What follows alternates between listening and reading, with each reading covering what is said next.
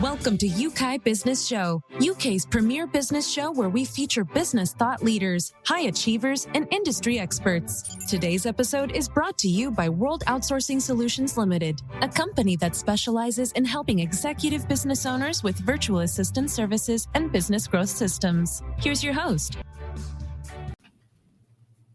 Hello everyone and welcome to the show. It's Trevor with you today for this episode, and I'm also joined by Douglas Crowe, my guest for today. Douglas is passionate about helping others tell their stories and make the world a better place. Those two things go together. How does he do it? Well, one of the ways is by enabling them to become a best-selling author, sometimes without even writing a word. He's going to unpack that a little bit for us as we chat. But it's going to be a great conversation, so welcome to the show. Thanks for joining us, Douglas Crowe. Glad to be here. Thank you very much for having me. Appreciate it. It's great to get the opportunity to chat with you. Maybe just to kick us off, lots we're going to jump into and talk about, but just to start with, share a little bit about your background or your journey that sort of brought you into business and how you help people now. Oh, yeah, sure. Our company creates books for people and creates a message that impacts the world in some fashion. And I got started with this business, like a lot of people, by accident. You know, I spent my university degree is in radio, television, and film, so I love media. But I got involved with real estate for about 20 years as an investor and radio host. And while that was fun, during the big crash, lost everything. And during my little boohoo phase, I decided to write a book, and the book was awful. So the only way to make the book better was to go back to some of my guests I had in the radio. These are New York Times bestsellers. And I asked them how they did this. They had a business running, they had a company. How do you come out with a book? It takes so much time. And they cued me in this little secret of ghostwriting and hiring really good editors to take your ideas and make them into a really powerful message. So I've developed our own unique system to do that, where we capture people's ideas, their story, their journey, maybe their client's journey, and package it into a best-selling book and a platform where they can actually grow their business or leave a legacy or both. Wow, that sounds really good. Sounds interesting. So it does sound challenging as well in lots of different ways. I think everybody listening will be nodding when you said, yeah, went through some hard times, got through it, had to change what you did. Yeah, we definitely have to do that. So what was it about the book element as such? Was it because you'd had sort of friends, people around you that were doing that sort of stuff and thought, right, that's what I need to do? Or was there always, before that, was it always like a desire to write a book? Or was that just sort of a new thing? No, there was never a desire to write a book. It came by, I was forced to do my first one because I had a real estate training company, actually. And I was training investors how to invest in real estate. I was big into accountability, however. Nobody graduated my school without buying a piece of property. But as I'm speaking at different conferences and around the country, people come up to me afterwards. Hey, that was a great talk. Where's your book? I don't have it. And my staff said, Doug, you got to write a book. I said, I don't have time to write one. We're too busy running the company. They said, just go away for a week. We'll manage things here. And I had a little airplane time. I flew my plane down to an island in the Caribbean, and I banged out this book in 10 days. And like I mentioned earlier, the book was just awful. But I went back and I said, okay, I've got to make this better. And I just realized that in conjunction with other media, radio, podcast, book, video, a message that's packaged up and positioned right can do wonders for a brand. It can definitely be your 24/7 salesperson. It can actually do things that you can't do in any other format. I often talk to other people in marketing about, well, there's ads, there's organic, there's podcasts, there's blogs, there's all these other things you can do. And every single one of them is temporary. An ad, a couple seconds. A blog post, forgotten. Yeah. An article, skimmed. Even this podcast, people might listen to it and then they'll never go back to it again. But a book stays on our shelf forever, and we never throw away a book. So it's a very permanent fixture in anybody's brand and marketing. Yeah. That's a really good point. Yeah. So what was maybe some of the first, we'll get into the how-tos of how you help clients specifically go sort of from an idea through till, person of influence and on a platform. Yeah. But what was... There's a yeah. No, go on. Go There's a couple of variables which everybody seems to go through in their journey of becoming an author. The first one is, who wants to hear from me? I got nothing. I have regular life. And the other one is like, I got this great story, and it's the same story they've heard, or we've all heard over and over again. So on both ends of the spectrum, they either they think they have no story, or it's the same story that I've heard before about your tragedy and your rebuild thing, like I have. And so my job as a marketer and as a book, positioning people is to really uncover the value they can provide.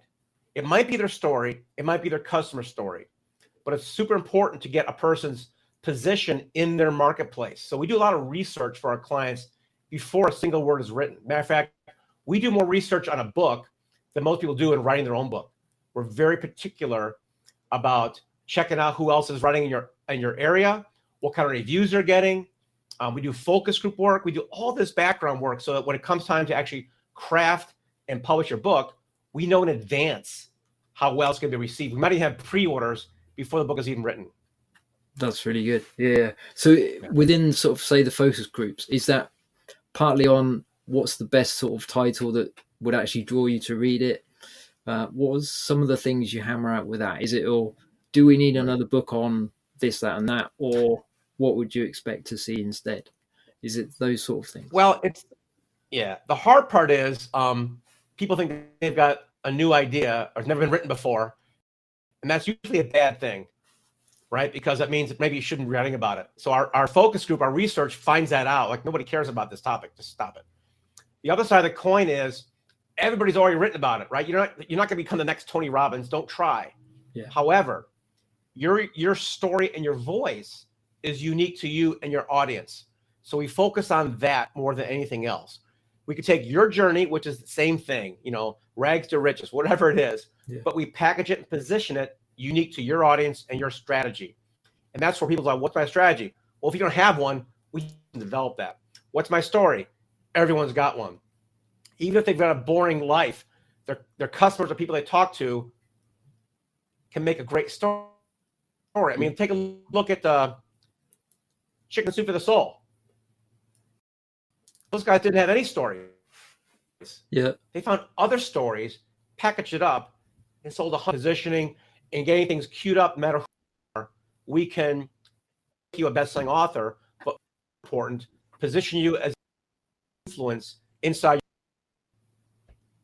Yeah, that's really good. And a lot of that is down to the research that you do beforehand, so that right, this is what, start with the end in mind, isn't it? This is where we want to get to, because we know that there's a need, there's a desire for it, but we need to refine the. Right. It removes the doubt.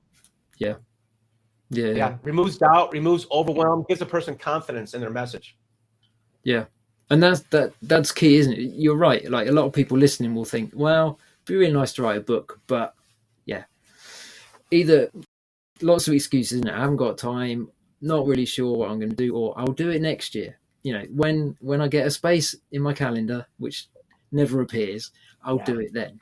Nope. Yeah, I've had those sort of conversations myself as well, to some extent, so I know where everyone else is coming from as well. But also, it's key what you said. Everybody does have a story, and I think one of the ways that you really help people is help them bring that out in a way, like you say, to reach certain people. So I think there's a lot of gold in people's lives, which, if it's released to the right people in the right way, people will benefit. But sadly, a lot of the time it doesn't reach the right people, for lots of different reasons. Hardly ever. Yeah. And we miss out because, like, you've gone through stuff that you can help other people navigate differently. We all have, within business, within life, just, the challenges of life and interacting with everyone else on the planet. There's going to be different challenges that we have. But the more we can learn from other people that have gone on the road ahead, it saves us doing the same things, doesn't it? So it's a powerful mission that you've got. You've done over 270 odd, close to 300 books or so, haven't you, for different authors by now? Yeah, something like that. Yeah. That's Yep. Yeah. Mm-hmm. That's quite quite an output. So well done. And different types of authors. So is it just business, or is it focusing on different genres more? It's all nonfiction. We've only launched 2 fiction books in 12 years. So they're all pretty much, for all intents and purposes, they're nonfiction books. But a wide range of categories and industries and people, from athletes to leadership experts to criminals, politicians. Sometimes that's the same thing. But mostly it's people with a message who actually want to make a difference. And that's what we're targeting. If it's just a vanity book, like I said, we don't do those. But we do focus and really want to help people who want to make the world a better place. It sounds kind of woo-woo, but I don't care. It's who we are. We want to do that, and that's all we really focus on. And one thing you keep in mind in terms of the other struggle that people have is like the writing, non-writing thing. I don't have time to write, but I don't trust somebody else to write my story. So they're caught in this web of like, what can you do? And that's the reason we're busy, because I fixed that. Yeah. Our journalist, ghostwriting, editing team does a very unique process to capture your unique voice, and we refine it to the point where sometimes it takes months to refine the first 10 pages to where it actually sounds like you. More often than not, it sounds a little better than you. And once we've got that dialed in, we go to town and we can complete the book in record time. But it takes time to do that. It takes a lot of highly skilled people who know storytelling better than you and me. And that's part of our team. We've got ghostwriters and editors and proofers and journalists who know how to ask the right questions and how to position a story inside what could be considered a rather dull topic. A lot of the business stuff is about, software for digital signs, right? One of the books we did for a company that does software for digital signage. I'm like, how exciting can that be? Well, the stories we pulled out of this guy, seriously, the stories we pulled out were fascinating business tales of increased revenue and retention based on the way they laid out the display on a digital thing. It's amazing stuff that we can find out even on a topic which can be considered a little bit dull. Yeah. And like, because we're wired slightly differently across the planet, like certain things light us up that just, other people will just look over and think, nah, that's not interesting. But as long as you can get the message out there in a way that's authentic, it will reach certain people, isn't it, if you pitch it in the right way. Would I be right in thinking the biggest challenge that you had in kind of setting up the process and helping people with this is that refining of the ghostwriter, then becoming sort of so attuned with the author, or were there other challenges that you overcome before you got to that? Well, early on, we had a lot of challenges as a startup. When we first started, all I did was try to, mirror what I knew worked and make things up. So over the 12 years, we've refined everything to a point where it's almost a machine. I've got a small company, a staff of 8 people, but they're full-time. They know what they're doing. We've done, like I said, several hundred books. So we know exactly the process part was create as a, what I call systems-based creativity. So we've got to have a process to pull this off, but we cannot lose the creativity of a person's story and message and voice. So that was the hardest thing to dial in. And we're very good at it now. 10 years ago, it was a little rough. We did books. It was okay. But every time we keep refining the process, the quality and our keep going up, because we're doing books for slightly famous people now, and as well as ordinary people as well. But we have to really up our game tackling a complex subject. And we don't dumb it down, but we need to storyfy anything that's too complex so it's readable. I had one physician come to me years ago who asked if I had any medical ghostwriters. And I said, but we're not going to use them on your book. Why is that? Oh, because it would bore them to death. We're going to have storytelling here so your consumers, so your patients will want to hire you. That's what the purpose of the book is. If you want to do an academic paper, go for it. That's not what we do. We focus on books and stories that can impact your audience and draw them to you. There is something very unique and powerful about a story element, isn't there? Like, we understand it and relate to it. I suppose that's probably the way I would put it better. We relate to stories a lot more than a big thesis or lots of different subject matter. We can take all that in at the right time if we're that passionate about the subject and things. But a story like just look at the film industry, really, and all the non-fiction, all the fiction stuff that's out there. I mean, there's something about there's a lot of brain science. There's a lot of brain science behind this. If you take a look at stories, stories and pictures predate language, so it's actually hardwired in our DNA to relate to stories, and stories create a picture in our mind that we can retain and share, whereas data has to be like digested and interpreted. If I say 2 times 4, you might say 8, but you've got to actually do the calculation in your head to get there. Even if it's instant, it still takes a couple of microseconds.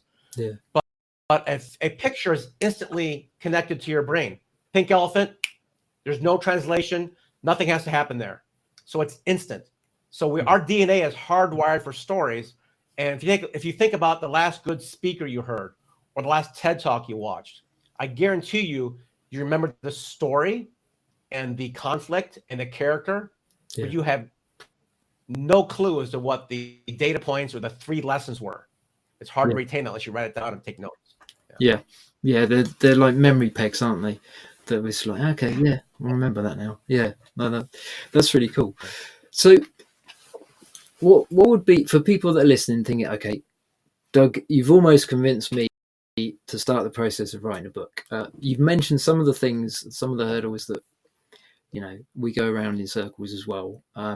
But what would be the process if they contact you and say, right, I've got to do it?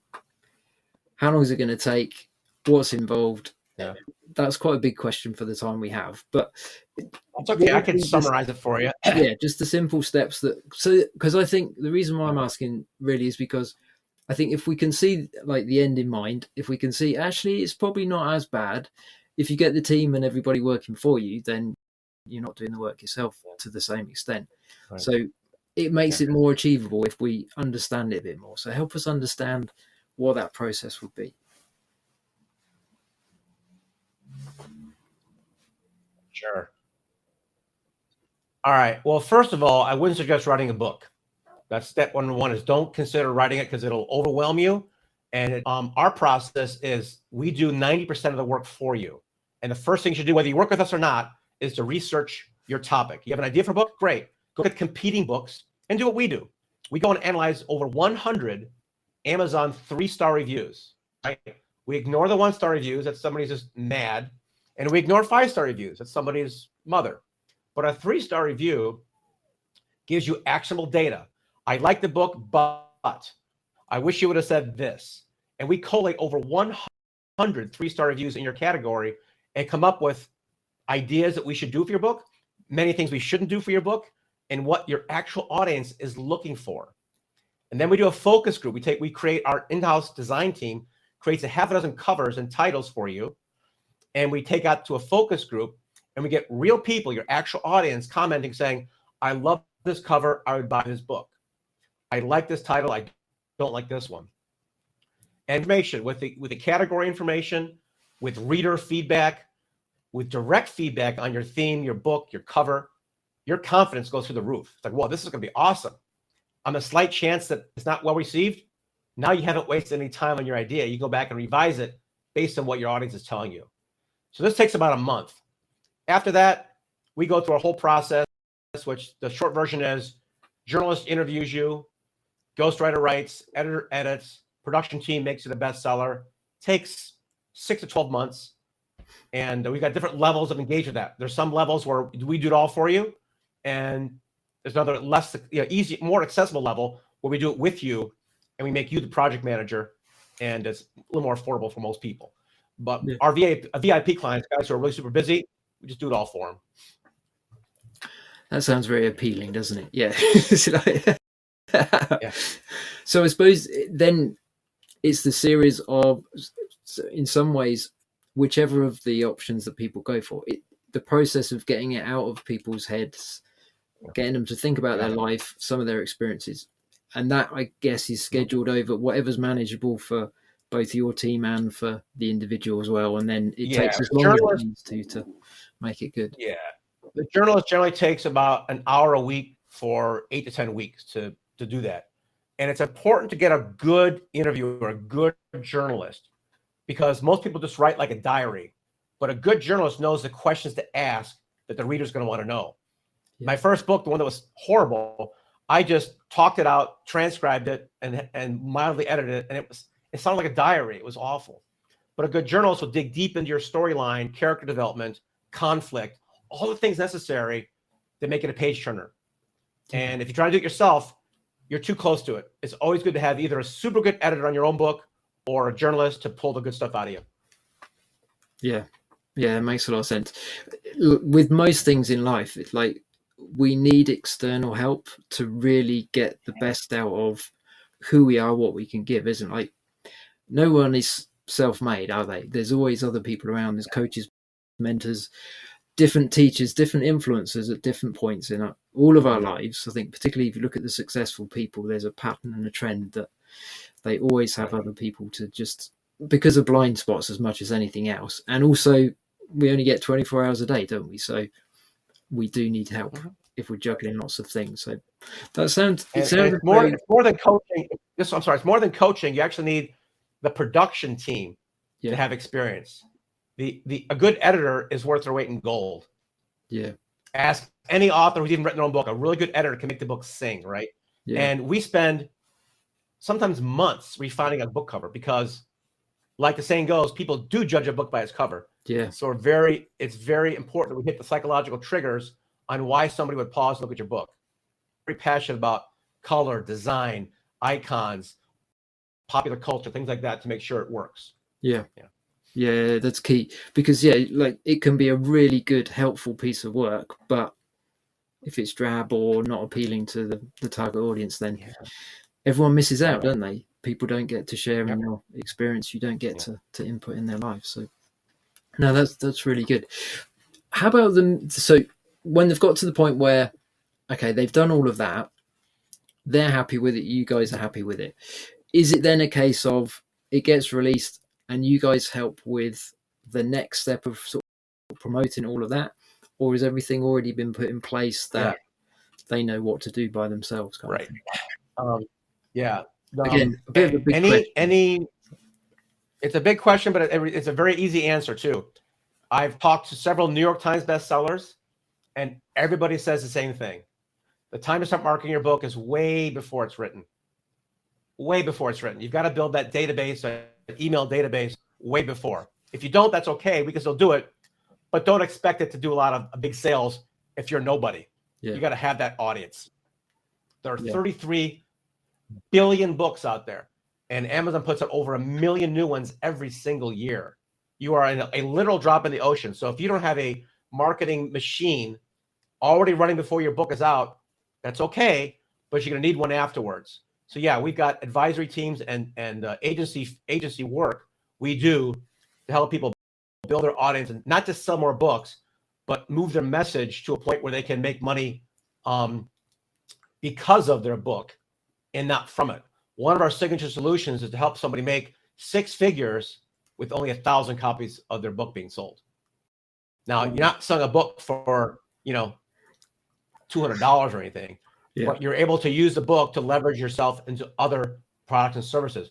Even if a client doesn't have those, I've done products or projects with people who use their book and their platform to sell affiliate programs. So it really doesn't matter what you're doing.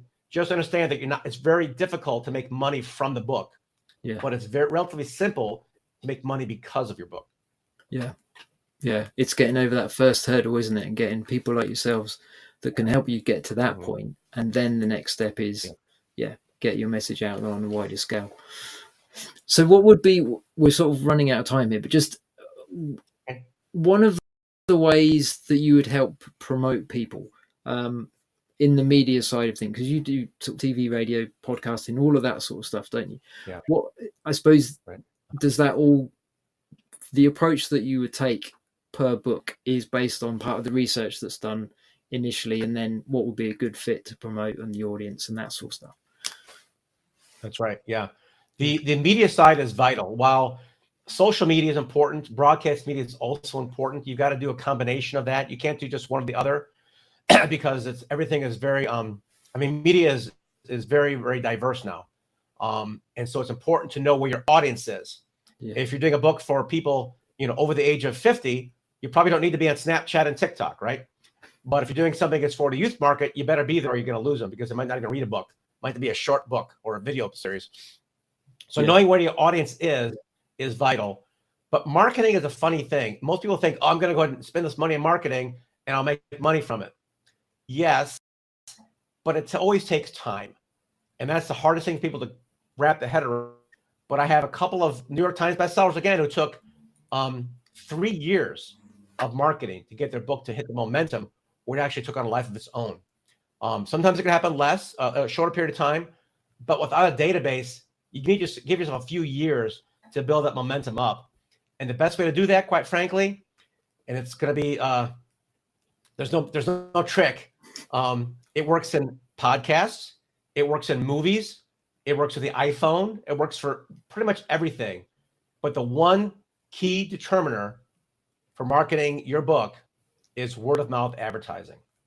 Yeah. If your quality and your message is good enough, people will share it. Now you got to have to prime that pump to get it out there. But if you short yourself in the quality, if it's just good enough, no one's going to want to share it. I'm not going to share it to my high profile clients unless I love it. Yeah. Just liking it is not enough. So quality is important, but quality without marketing is no good. And marketing without quality is a death sentence. So you got to have both. And that requires usually more critical thinking and analysis and attention to detail than people are used to. But if you look at the really good books that are out there, the ones that do sell hundreds of thousands or even millions of copies, they're elegant. You can't put them down. They're page turners. Yeah. And they've got a marketing machine behind them. You got to have both those things. Yeah. And in a lot of ways, it's the ongoing marketing, isn't it? Like you say, it's staying visible. It's staying in people's worlds with a message that's still relevant to them 5 years after you've written the book and it's out on the shelves. But if you're still talking to them, like a lot of the books that I read, some are new, but some of them are quite a few years old. And it's partly that I've heard of the book, but also I'm now in a place where that's interesting to me. So the appeal is now there, where 5-10 years ago, whenever the book came out, I wasn't in the place to receive it. I wasn't part of that target audience, but people change and people grow. So yeah, the whole patience thing of it's out there, let it do its thing. You keep doing your thing, keep being who you are, keep getting the team to sort of help promote things. But yeah, don't keep looking at the numbers every day to see if you've made it sort of like more sales every day, because life's bigger than that, isn't it? And like you say, there's lots of competition out there with other authors, all trying to do the same thing. A lot of them trying to help people. Some people are interested in other things, but yeah, let's focus on the ones that are trying to help people. So within that market, it can be saturated, so you have to be in it for the long haul. So that's really good. Absolutely. Lots of key points there. I particularly like the 3-star review thing. I think that there's a lot of wisdom in looking at the sort of the middle reviews to get the honest answers. Yeah, you're right on that. Right. Lots of interesting things that you shared, not just on that. Just as we wrap this up, so there'll be a link to your website below. Is that the best place for people that want to find out more? The first step is... Well, I've got a special gift for your listeners today. I talked about that research piece and how vital it is to understand your idea and make sure your audience wants it. So I'd like to give you guys an actual free bit of research for you. They can go to authorbrand.com/go, and I'll hop on the phone with them and spend a good 30-40 minutes looking through their idea and using our skills and some of our resources to help them on that process of understanding and confirming whether their idea has validity or needs to be polished a little bit. So it's authorbrand.com/go. This is not some cheap PDF. This is actually getting me in a call for a good 30-40 minutes to validate and vet your idea. Wow.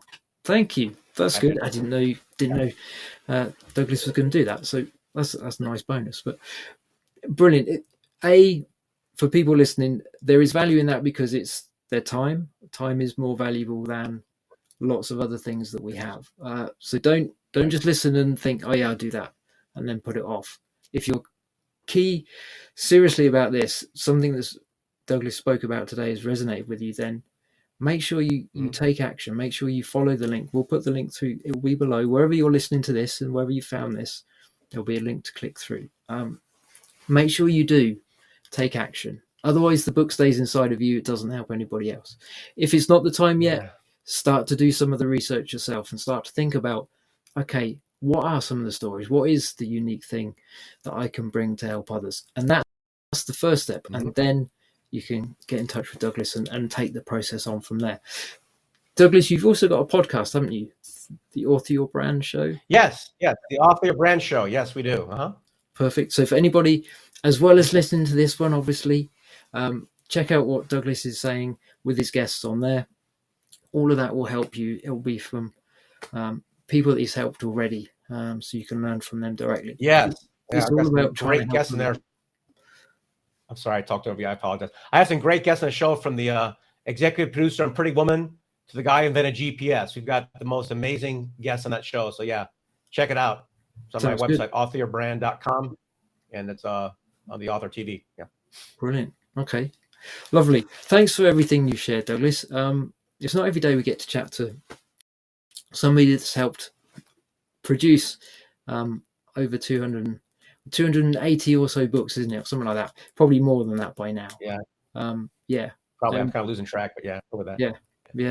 But just keep doing what you're doing, because it's working. It's working for the people that you're helping, but it's also they're getting helped and other people are getting helped by them as well. So thank you for what you shared today with us. It's really beneficial. And for everybody listening as well, don't forget to take action. Think about it. Don't waste their time. But if it's something that you're serious about doing, follow the link and just find out more. Have a conversation, and then you'll both know where you are and what the next step might be. Always good to take action. Otherwise, our lives stay the same. So let's wrap this up for now. Thank you again, Douglas, for your time. I really appreciate everything that you shared with us today. And for everybody else, we will catch you next time. Thank you.